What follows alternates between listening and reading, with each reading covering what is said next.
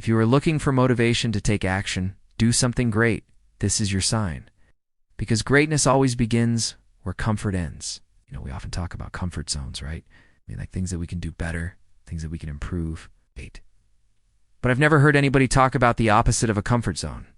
I'm sure they exist, but I haven't heard them. So let me introduce you to the concept of discomfort expansion. I'm the founder of a center where our mission is to unlock human potential. I've had the opportunity to work with some of the most successful entrepreneurs, celebrities, professional athletes in the world. And one thing that all of them have in common is their ability and willingness to expand their circle of discomfort. They say that the definition of insanity is doing the same thing over and over and expecting a different result. Well, the definition of genius is doing the same thing that everybody else is afraid to do. The thing that you really want to do, but you're too scared to do it, that's what makes you you. That's what makes you stand out from everybody else. And so if you want to be more successful, if you want to be happier, if you want to make a bigger impact on the world, then you need to learn how to expand your circle of discomfort.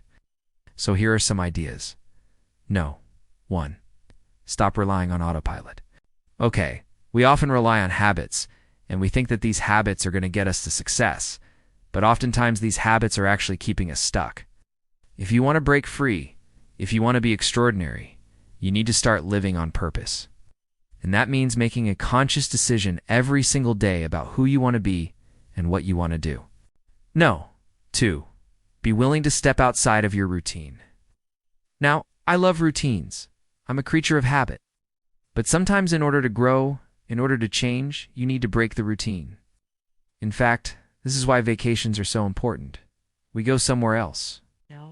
We change up our environment because it forces us to step outside of our routine. It allows us to come back refreshed and re-inspired. If you're feeling stuck, try changing things up. Try doing something new. Go somewhere else. Just change things up a little bit. 3. Push past your excuses. We all make excuses. It's easy to blame other people for our problems. It's easy to point the finger and say, well, this is the reason why I queue and do it, or this is the reason why I do and have it, or this is the reason why I am not successful. But the truth is, success is rarely easy. People that you admire, they didn't become successful by making excuses. They became successful by pushing past their excuses. For practice saying yes to new opportunities. Now, when I first started my career, I was so scared to say yes to things. I was like, oh my God, what if I mess it up? What if I can't deliver? But the truth is, I realized that if I wasn't willing to say yes to the opportunities that came my way, then I would never get the chance to say yes to the right one. And that's what happens. Once you say yes to one thing, another door opens. And if you say no, then that door will close and you might not get that opportunity again. 5. Ask for help. I think we tend to be very, very independent.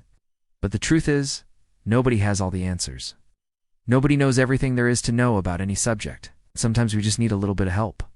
Asking for help doesn't make you weak. It actually makes you stronger because it allows you to leverage the strengths of other people.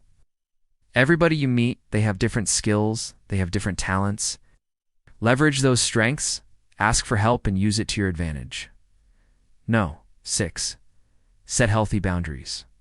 Oftentimes we feel guilty about setting boundaries.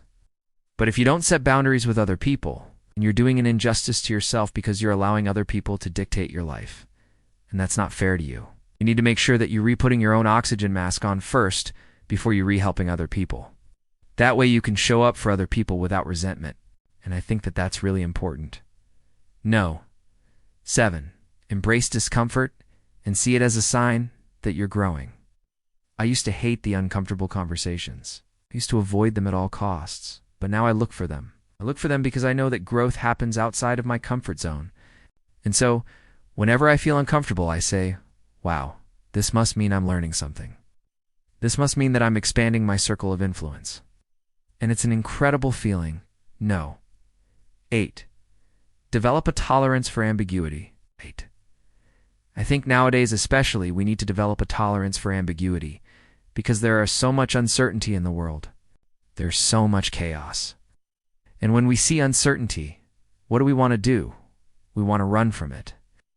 But if you can develop a tolerance for ambiguity, if you can develop a tolerance for uncertainty, then you'll be able to thrive in any situation. No. 9.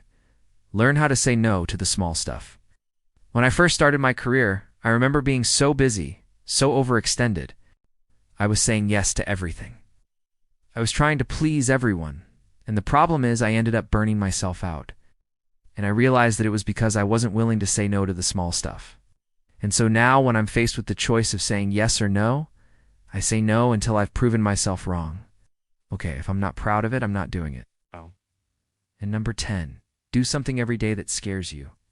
I think this is probably the most important thing on the list, because if you do something every day that scares you, then you're settling for mediocrity. You're settling for the ordinary.